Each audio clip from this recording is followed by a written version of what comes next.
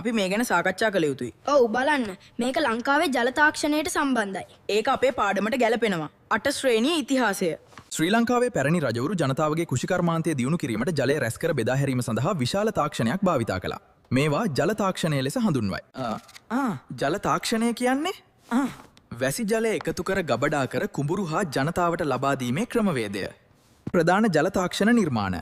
වැව් වැසි ජලය එකතු කර තබා ගන්නා ජලාශ. උදාහරණ පරාක්‍රම සමුද්‍රය, කලාවැව, මින්නේරිය වැව. ඇල මාර්ග. වැවෙන් ජලය කුඹුරු වෙත ගෙනෙන මාර්ග. විශේෂත්වය දිගුදුරට ජලය ගෙනයා හැක. බෑවුම නිවැරදිව සකස් කර තිබුණි. සොරව්ව වැවෙන් ජලය පිට කරන විශේෂ උපකරණය.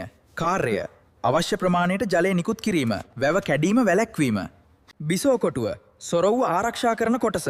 වැදගත්කම ජල පීඩනය අඩු කරයි. ලෝකයේ පැරණි විශිෂ්ට ඉංජිනේරු නිර්මාණයක්. මතක තියාගන්න ලේසි ක්‍රමය වැ බී. වැව් ඇල සොරව්ව බිසෝ කොටුව.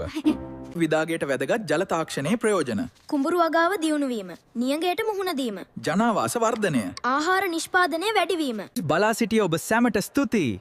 ලයික් කරන්න, සබස්ක්‍රයිබ් කරන්න, කමෙන්ට්ස් කරන්න, ෂෙයාර් කරන්න. Don't